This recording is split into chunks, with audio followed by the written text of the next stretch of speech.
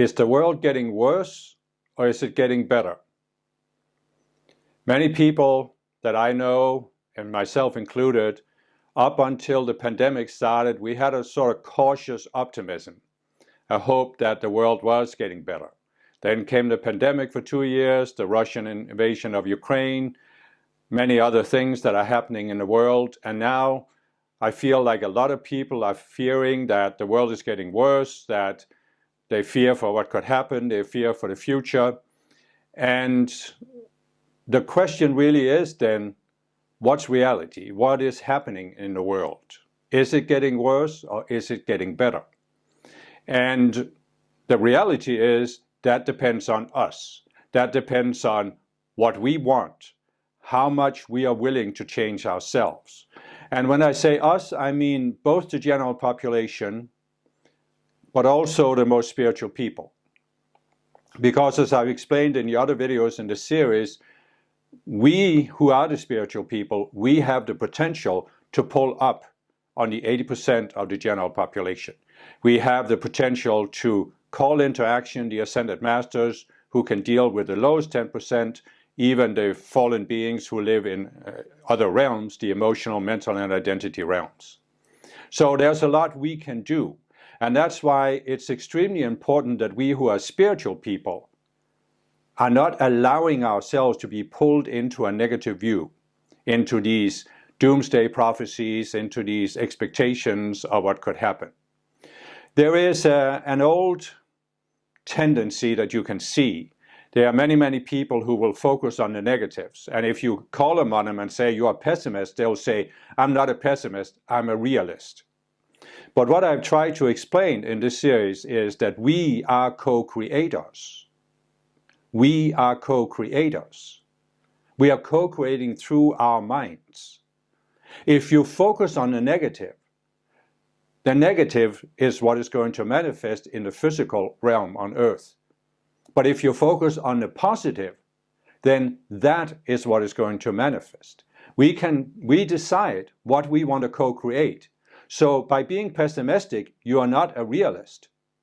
By being optimistic, you're not really a realist either unless you are willing to shift your consciousness. So let's look at what is actually happening in the time we live in. I've said that we are in the transition phase between the last 2,000-year cycle, often called the Age of Pisces, and the coming 2,000-year cycle of the Age of Aquarius. I've also explained that the Age of Aquarius has the potential to become a golden age, overseen by an ascended master called Saint Germain, and of course many other ascended masters as well. And Saint Germain has plans for manifesting a golden age on earth, which means we will overcome many of the problems we see today and many of the problems that a lot of people think can't be overcome, but they can. You see, if you are really a realist, you realize that any physical circumstance can be transcended if enough people transcend the consciousness that manifested that physical circumstance. And that's really what's going on the planet right now. We are in this transition phase where not only the spiritual people, but the general population are beginning to wake up. And as I've explained in the other videos, the real question is, where's your sense of reality? What do you sense is real? And more people are beginning to question the sense of reality that they were brought up with, the outlook on life, the outlook of the world that people have. And this is precisely the dynamic that's happening on Earth. In order for us to move out of the old age and into the new, people have to shift their sense of awareness. They have to shift their sense of what's real. So what's happening in the world? What's happening is that things are seemingly becoming worse because the contrast between what is real and unreal is becoming greater. And the purpose of allowing the contrast to become greater is that now it becomes easier for people to see what is real, what is unreal. And this is the central dynamic that's going on right now on the planet. If you grasp this central dynamic, you can gain a completely new perspective on what's happening, and you can avoid being pulled into the negatives. So what I have explained in the previous videos is that there is sort of there's a dynamic on Earth where you have a force that's trying to pull everything down, which is the fallen beings and the forces that exist in the emotional, mental, and identity realms. Then there's a force that's trying to pull everything up, and that's ultimately the ascended masters in the spiritual realm, but also those of us who are spiritual people, especially those of us who are avatars who came to Earth to hold the balance for the fallen beings being here so that the fallen beings couldn't destroy the planet. And so there are these two forces, and there's sort of a tug of war going on. And for a long time now, the upward force has been very slowly winning. And that's why you can see the developments in the world, such as democracy, overcoming slavery, the entire scientific revolution, and bringing forth better living conditions for more and more people. So this is what has been going on for a long time. But we are now in this process of shifting from the old age to the new. And if you look at the age of Pisces, basically what you can say is that every age has there's a certain lesson that humankind needs to learn. There is a certain shift in consciousness that needs to happen so that people see what's going on and they have this opportunity to decide, what do we want? What kind of a world do we want to live in? Right? So what I have said is that there are these fallen beings, both in embodiment and out of embodiment, who have been trying to control, manipulate, and deceive humankind for a long time. And the main lesson, the main shift that was meant to happen in the age of Pisces was that a critical mass of people woke up to this dynamic, realized that if you look at history, you can see that in any society, there's a tendency for a power elite to form. And that power elite will then seek to basically enslave the general population. You saw this in the feudal societies of Europe, where a small power elite of the noblemen and the kings and the clergy, the Catholic clergy, had basically turned the general population into slaves. You saw it in the Soviet Union, where the party elite basically enslaved and controlled the rest of the population. You saw it in China under Mao, you see it today, and you have seen many examples of this throughout history. So this is really the dynamic that was meant to happen in the age of Pisces. And Jesus, as I said, was the master who inaugurated the age of Pisces, and he demonstrated in his life the process that we all have the potential to go through. As I said, we all have the potential to manifest the Christ consciousness. But what did Jesus really demonstrate? Well, who killed Jesus? The power elite. Ultimately, the fallen beings. But if you just look at society, you can see that the people who killed Jesus and wanted Jesus dead was the power elite. The Romans were the physical power elite that had the physical power, and they were the ones who executed it. But the people who really wanted to get rid of Jesus were the leaders of the Jewish religion. The scribes, the Pharisees, the Sadducees, the Sanhedrin, they wanted to get rid of Jesus. And I've explained it was because he was the threat to their power over the people. And that power was based on the power elite, the fallen beings, had set themselves up in a position where the people had come to believe that they were sinners, and the only way to go to heaven was to be free of sin, and the only way to be free of sin was through the clergy, the priest class of the Jewish religion. In other words, the Jewish religion had the power to decide whether you would go to heaven or whether you would go to hell. And this, as I've explained, is the position the fallen beings want to set themselves up in. They are masters of the universe. They are gods on earth. They can decide the fate of the people, so they think. And so here comes Jesus. He threatens them.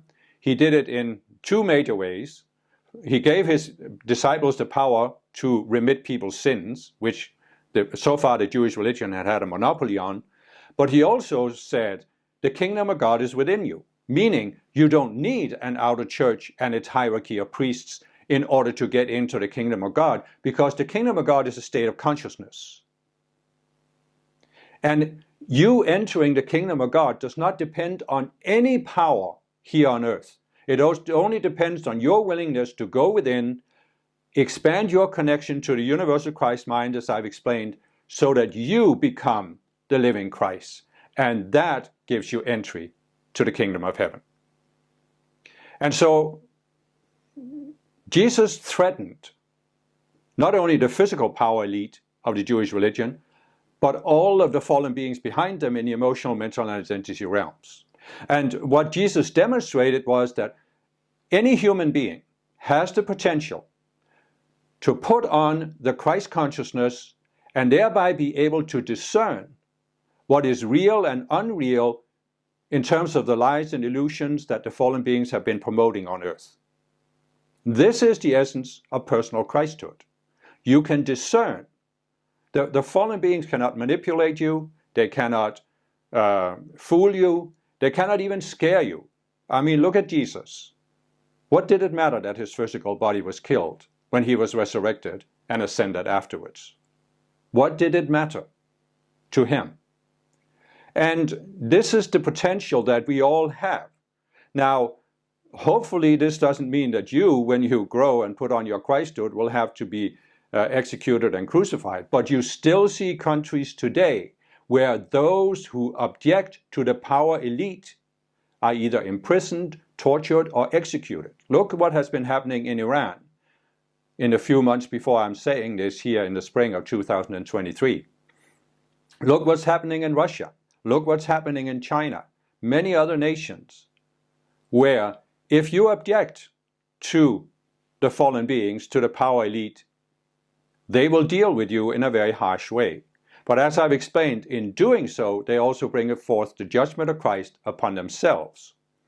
And so, what I am saying with all of this is that the age of Pisces was actually an age where a critical mass of people were meant to come to see the dynamic of the power elite.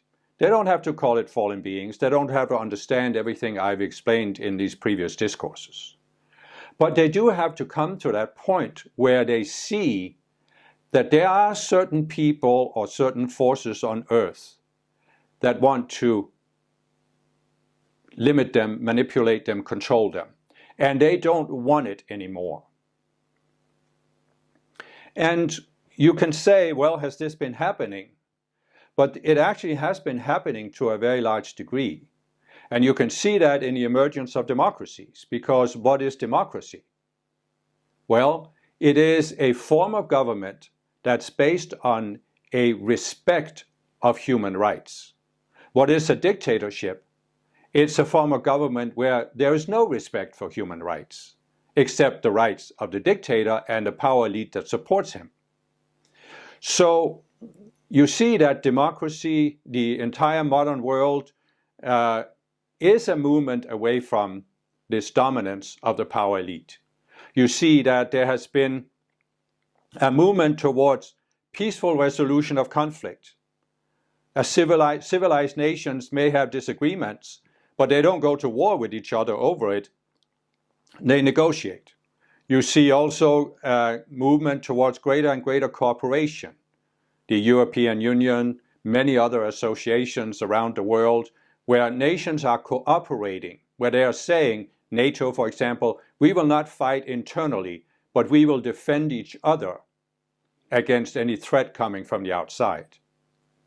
So there are many examples of this around the world. And I know there are some that will immediately start talking about conspiracy theories. But just put that aside for a second and look at what I'm saying here.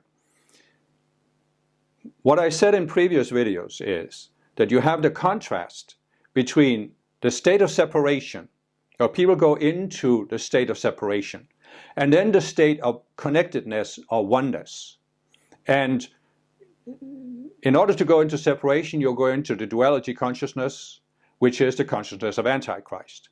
And in order to go into connection, you go into the consciousness of Christ, become more and more united with the universal Christ consciousness, or higher awareness, unity consciousness, whatever you want to call it.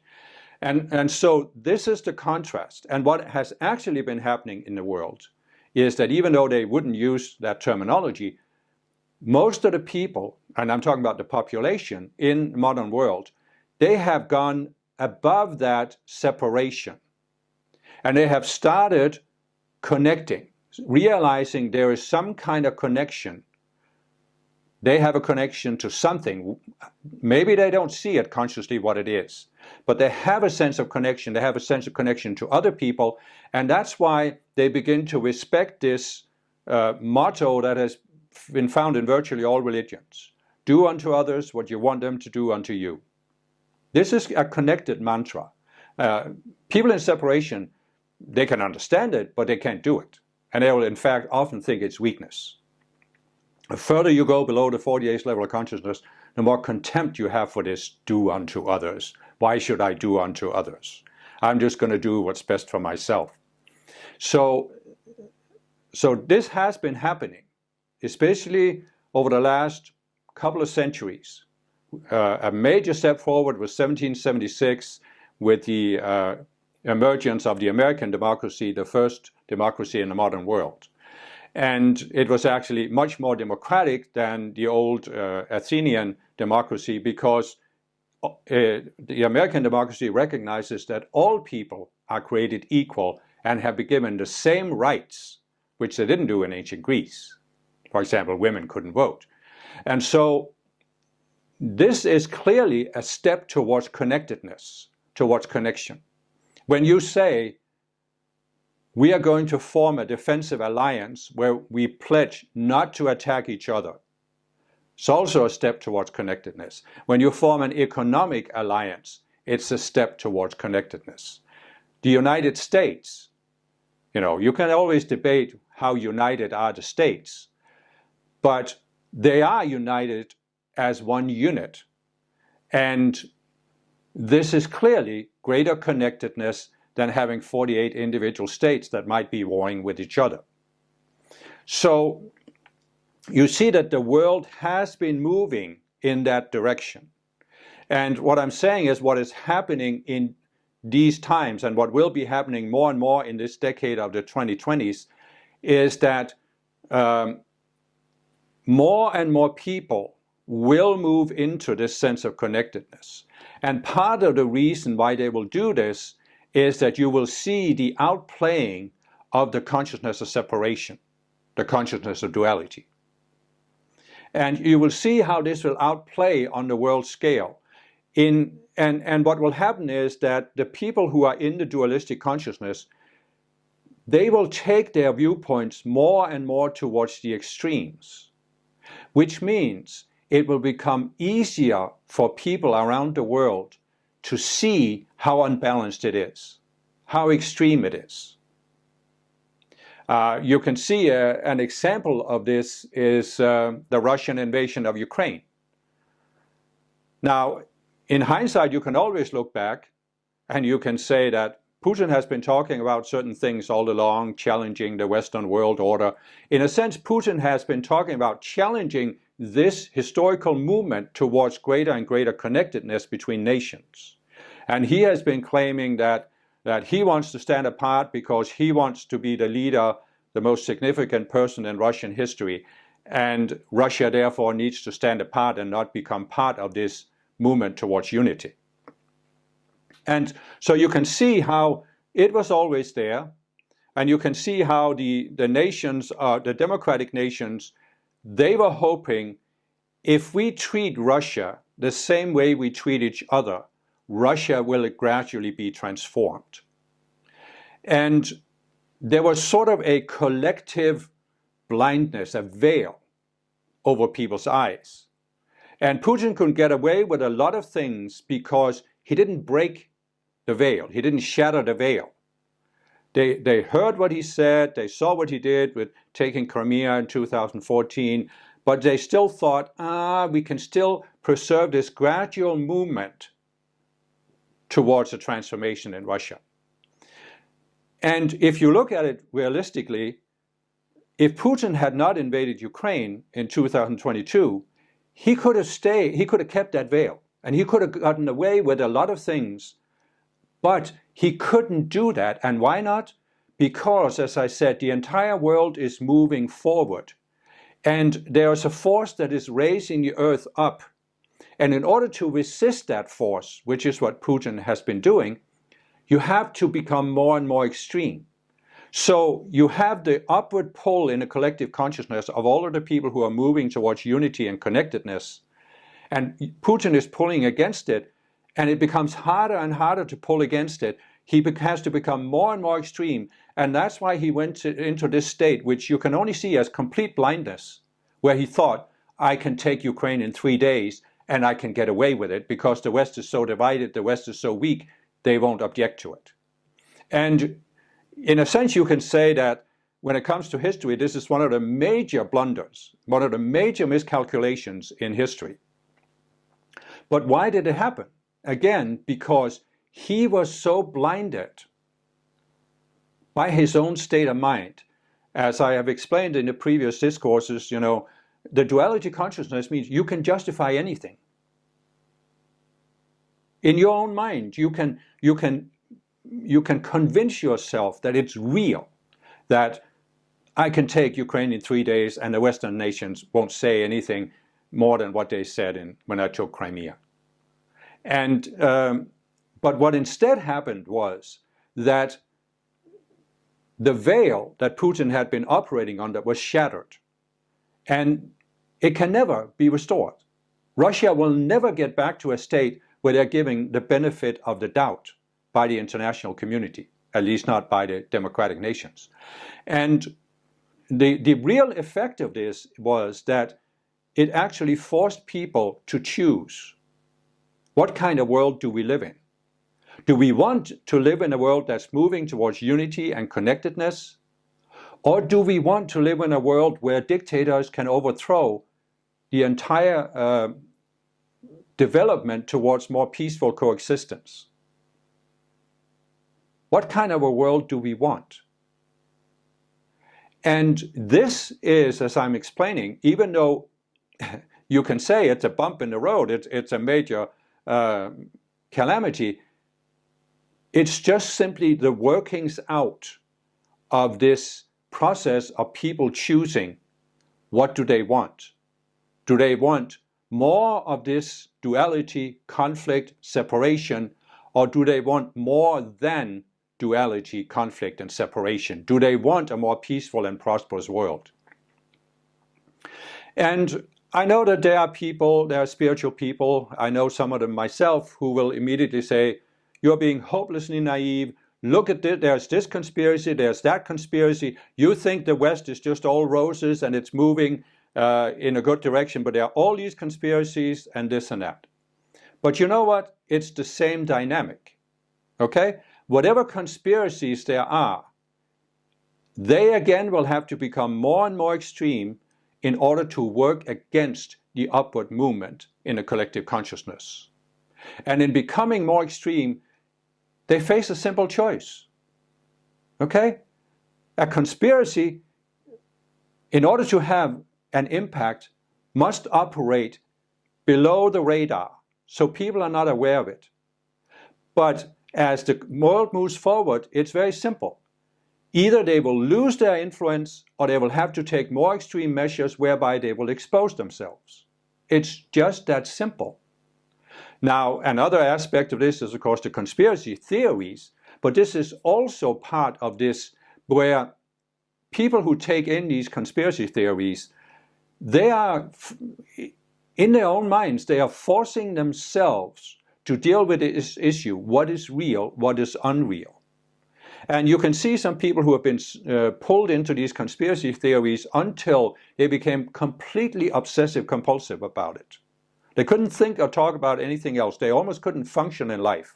And there are people who have said, I came to a point where I just realized this doesn't do anything for me. It just makes me so agitated that I can't function. And they let it go. And that's part of the growth process as well. As I said, you don't go into the negative, you don't focus on the negative, you focus on what will bring the world higher, what will raise the collective consciousness, what will raise your own consciousness. And this is the whole process that's happening right now on the planet. The contrast between real and unreal is becoming more and more pronounced. And the way it's becoming pronounced is that the unreal, the separation, the duality, is becoming more and more polarized towards these two extremes. And as I said, you see it with Russia, you see it with China. China has to trade with the West. They are even more dependent on trading with the West than is Russia. But the Chinese leaders have gotten themselves into this state of mind where they think, oh, we can challenge democracy and still trade with them. But can they? Have they not realized how many Western companies are doing everything they can to move their production out of China so that if China does something like attack Taiwan, for example, they can produce iPhones in India because they know that if China attacks Taiwan, nobody's going to buy an iPhone made in China. And it's again an example, the Chinese leadership, they can't see it because of the veil they have created around their own minds. They cannot see that they are on a collision course with history. And it's the same thing in North Korea. They cannot see that they are in a self-destructive spiral. The same thing in Iran, clamping down on the protests, they are really thinking in these Muslim countries that in this century, they can maintain a centuries-old suppression of women. It's completely and utterly unrealistic. But they can't see it. They won't see it. And therefore, it has to become more and more extreme, more and more pronounced, until you get to the point where you say, this can't be allowed to happen. I mean, you look back at history, and I grew up in Denmark. I was born in 1957. I went to school in the 60s. The Second World War, the Holocaust, the Nazi occupation of Denmark, the concentration camps were still so raw in people's minds that we learned about it. It was something that affected us as children. And if you look at this historically, you can see that the exposure of the Holocaust was a major shift in world history because it caused so many nations to say, how could this happen? In the so-called civilized world, how could this happen? And how can we make sure it never happens again in our part of the world? So it was another shift up where things became so extreme that people decided this can't go on. We really have to change. And this is what has happened in the democratic nations. There has been that movement. There was a point where something like this cannot happen again. And all I'm saying is this is actually the dynamic that's happening in the world right now. And that is why, in some sense, it seems like the world is getting worse. But it really is only a matter of what you focus on.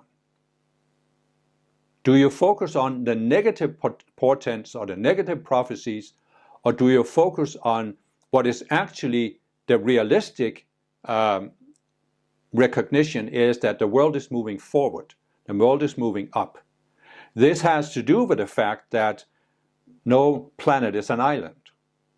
And planet Earth is part of the entire universe. As I've said, there are millions, if not billions, of planets with intelligent life. The vast majority of them are natural planets where the people are raising their consciousness.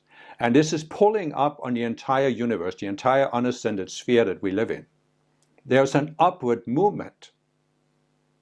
And if we resist it, if humankind resists it,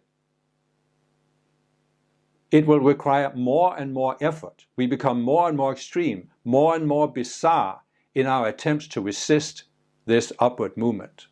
So if you tune into the upward movement, you become not really optimistic. You just have a realistic view that this little planet, which is a speck of dust in the universe, cannot pull against the upward force of the entire universe. It can't be done. So that's why there is a progression on Earth, but there's of course also a progression because so many people on Earth are tuning their minds to this upward movement. We are raising our own consciousness, we are pulling up on a collective, and also that is what is happening there. It's almost like you can say that, on your computer you can have a photograph, and you can go into this image editing software, and you can increase the contrast between light and dark areas. You can actually run it up so high that there's only black and white on the screen.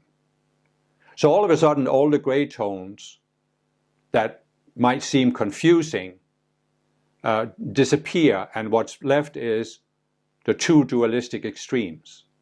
And it's not a matter of choosing one dualistic extreme, it's a matter of seeing that both of them are relative to each other. They're both illusions. So of course there are illusions we have to overcome in the democratic world.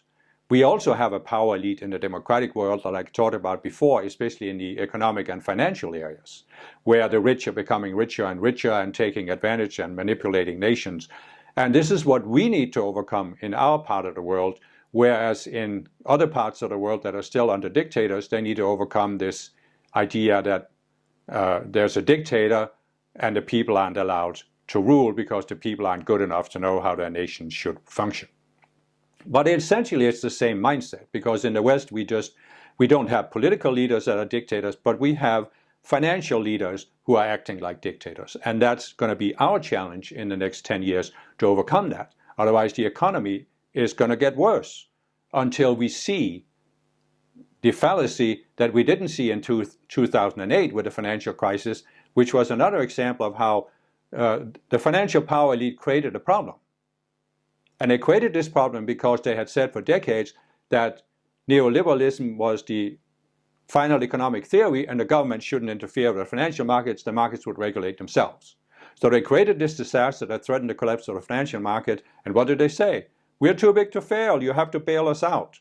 And this is the fallacy that we need to see in the democratic world, that we can't allow this to happen. We can't allow ourselves to have this artificial economy on top of the natural economy that is basically stealing the wealth or the value of people's labor and creativity. And so that will be our challenge in the next 10 years, and it will most likely get worse on the economic front in the financial markets before it gets better. Before we finally have had enough and we say, just like we said with the Holocaust, we can't allow a power elite to murder other people. We are saying we can't allow a power elite to destroy the entire economic system in the world. And so all I'm saying with this is that when you understand this dynamic, that the contrast has to become more and more pronounced so it becomes easier for people to see, then you can first of all have some peace of mind as a spiritual person, because you can realize that it is part of an upward movement. Even though it may seem to get worse for a time, it is because in the long run it will get better. But you can also as a spiritual person say, okay, but then I better educate myself. I better find out what's happening so that I can pull up on the collective by being able to tell what's real and unreal. And this can be an overwhelming task, I understand this, but you don't have to educate yourself about every aspect of life. So the practical approach to this is to say, okay, what are the areas of life and society where I have the greatest interest? What is it that's close to my heart? What do I feel a pull towards? And then you pick one or two areas. You educate yourself. You study whatever is there, understand what's going on, so that you first of all understand it in your own mind. And then when you have that clarity, you can see if it's part of your life plan to speak out about this. But even if it isn't, you can do something else. You can make calls to the Ascended Masters based on your knowledge and give the Masters the authority to step in those areas. You can call to the Master to expose the illusions of the fallen beings, or you can call for the judgment of Christ upon the fallen beings so they can be removed from the planet. And this is what we can do as spiritual people. And boy, when I realized this, I mean, my life just took on a whole new meaning and whole new direction. Because instead of being overwhelmed by what was happening on Earth, instead of feeling powerless, I suddenly realized there is something I can do. And I know there are always people who say, oh, but what can one person do? What can one person do? But that's because you don't grasp the principle I've been talking about the Christ consciousness. The Christ consciousness is the unifying consciousness. It is everywhere and in everything. If you unite with the universal Christ consciousness, you are not just one human being. You are a connected human being, and you have a whole different authority and impact than when you are in a lower state of consciousness. Look at Jesus, the impact he's had on the planet for the past 2,000 years. Even though his teachings were distorted and all this, he still had a major impact. Each of us has the potential to have as great of an impact as Jesus did. In fact, greater, because this is what Jesus said. Those who believe on me shall do the works that I did, yea, even greater works shall they do. Because as the planet moves higher in consciousness, as the collective consciousness is raised, one Christed being can have a greater impact on the planet than Jesus had 2,000 years ago when the consciousness was lower. And I'm not talking about outer things here. Jesus, yes, he became famous, he became known. But what most people don't realize is the tremendous impact he had because there were certain fallen beings that were removed from the planet as a result of killing Jesus. And this is the potential we have as avatars. We each have a potential to have at least one, maybe more fallen beings removed as we raise our consciousness. And this can have a fantastic impact on the planet and a transition into the golden age, especially when more and more people begin to see through the illusions and see through the major illusion on the planet, because the real overall illusion that the fallen beings have been creating on this planet since they came here is that humankind needs the fallen beings. Human beings can't govern themselves. Human beings aren't evolved enough to make their own decisions. They need the fallen beings to tell them what to do and how to live. This is the illusion we are meant to overcome in Pisces. We don't need the fallen beings. We don't need the consciousness of Antichrist. We need the consciousness of Christ. Then we will know what kind of a world we want and how to manifest it. And this is our potential as spiritual people, to be forerunners for this shift. And the more we do it, the more of us who do it, the more dramatic and the quicker the shift will happen. And it can be a tremendous shift. I mean, Saint Germain has said that the potential for raising awareness is unlimited. There is no limit to how much we can raise awareness and what impact this will have on society. As I talked about in one of the previous videos, poverty is not a natural condition. It's an artificially created condition. And there is technology that can remove poverty from Earth. There's also technology that can remove the threat of war. But it can't be brought into the physical until the collective consciousness reaches a certain level. And for the collective consciousness to be raised to that level, the top 10%, the spiritually aware people, we have to raise our consciousness beyond that level so we can pull up on the collective. So after I realized this dynamic, I realized there just isn't time to be pessimistic. There isn't time to go into this doomsday prophecies and conspiracy theories, because what do conspiracy theories do? They pacify you. They make you feel powerless. Because what can you do against this secret conspiracy that supposedly has this influence on and controls all of society? And what I'm trying to say here is there is no single conspiracy or institution on earth that controls everything. Because Those who want to control are in the duality consciousness. They are inherently divided. They are fighting against each other, and that's why they will never attain control. But those who are united through the Christ consciousness, they can attain the power to pull up and pull the world beyond where these dualistic beings can continue to control it. We can pull it beyond where they can continue to hide, to the point where people see them and see them for what they are. And a critical mass of people in the general population come to realize we don't need a power elite to run society. Many people in democratic nations have already realized that. That's why we have democracies. But there's still a shift that needs to happen, where the general population come to realize, no, we don't need a power elite to run our financial system. We need elected representatives to run the financial system, so there's transparency and accountability. And this is the shift that we can help bring about by pulling up on a collective consciousness. But we can't do it if we are negative and pessimistic and focus on all and throw up our arms and say, oh, what can I do as an individual? You can do something as an individual, and whatever you do is better than doing nothing. And if enough individuals do something, it will have an impact. There is this old silly story of a man who's walking on a beach, and he sees that there's a man who's bending down, throwing something out in the water. And then he bends down again, throws something out in the water, and he goes up to him, and there are millions of starfish that have washed up on the beach, and he's throwing one starfish after another back into the water.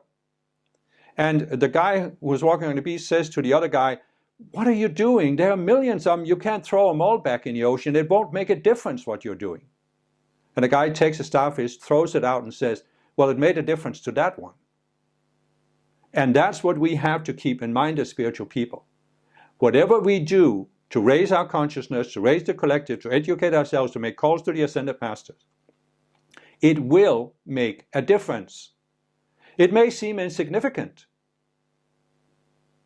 but if enough people do it, it will make a big difference. But as I said, the more we raise our consciousness towards the 144th level of the highest level of Christhood, the more of a difference even one person will make on the planet. So it really is a matter of deciding how much of a difference do you want to make for the rest of the time you have in physical embodiment.